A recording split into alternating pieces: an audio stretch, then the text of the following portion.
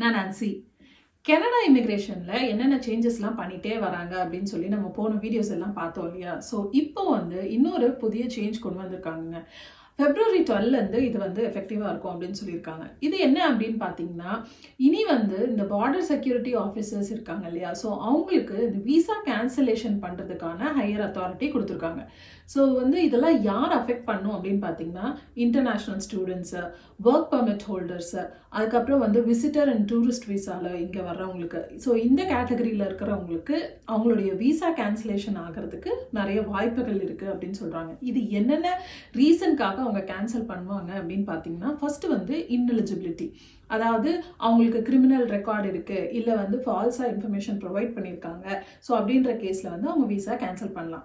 இன்னொன்று பார்த்தீங்கன்னா over staying. இப்போ விசிட்டர் விசாலெல்லாம் வந்துட்டு அவங்க வந்து எக்ஸ்டெண்ட் பண்ணி ஸ்டே பண்ணியிருக்காங்க, ஆனால் ரெக்கார்ட் அப்ளை பண்ணல அப்படின்னா அவங்களுடைய விசா கேன்சல் பண்ணிடுவாங்க. டாக்குமெண்ட் இஷ்யூஸ், ஈவன் உங்களுடைய டாக்குமெண்ட் வந்து திருடு போச்சுன்னா கூட, இல்லை நீங்கள் தொலைச்சிட்டிங்கன்னா உங்களுக்கு டாக்குமெண்ட் அவங்களேருந்து கண்டுபிடிக்க முடியல அப்படின்னா அந்த கேஸ்லேயும் அவங்க வந்து விசா கேன்சல் பண்ணுறதுக்கு நிறைய வாய்ப்புகள் இருக்குது. அண்ட் வந்து அட்மினிஸ்ட்ரேட்டிவ் எரர்ஸ் அப்படின்னு ஒரு கேட்டகரி கொடுத்துருக்காங்க. அது என்னன்னு பார்த்தீங்கன்னா, அவங்களோட சைடில் பை மிஸ்டேக் அவங்க விசா அப்ரூவ் பண்ணியிருந்தா கூட அதையும் கேன்சல் பண்ணுறதுக்கு இந்த ஆஃபீஸர்ஸ்க்கு வந்து அத்தாரிட்டி கொடுத்துருக்காங்க. அண்ட் இதில் என்னென்ன கான்சிக்வன்சஸ் வரும் அப்படின்னு பார்த்தீங்கன்னா, இப்போ உங்கள் விசா கேன்சல் ஆகிடுச்சுன்னா இமீடியட் டீபோர்டேஷன் பண்ணிடுவாங்கங்க. இப்போ எப்படி யூஎஸில் வந்து நிறைய டீபோர்டேஷன் பண்ணிட்டு இருக்காங்களோ அதே மாதிரி தான் இங்கேயும் விசா கேன்சல் பண்ணிட்டா இமீடியட் டீபோர்டேஷன் இருக்கும். அண்ட் வந்து இப்போ நீங்கள் இந்தியாவிலேருந்து இங்கே வர்றவங்களா இருந்துச்சுன்னா உங்களுடைய என்ட்ரியை வந்து இங்கே வந்ததுக்கு அப்புறம் கூட அவங்க வந்து அலோவ் பண்ண மாட்டாங்க. ஸோ உங்களுடைய டாக்குமெண்ட் சரியில்லை அப்படின்னா இங்கே நம்மளுக்கு ஏர்போர்ட்லேயே அந்த ஆஃபீஸர்ஸ் வந்து உங்களை விசா ரிஜெக்ட் பண்ணி அவங்க உங்களை திருப்பி அனுப்பிச்சிடுவாங்க. இதில் என்ன, இது ரெண்டுத்துக்குமே நம்மளுக்கு பெரிய பிரச்சனை என்ன அப்படின்னு பார்த்தீங்கன்னா காஸ்ட்.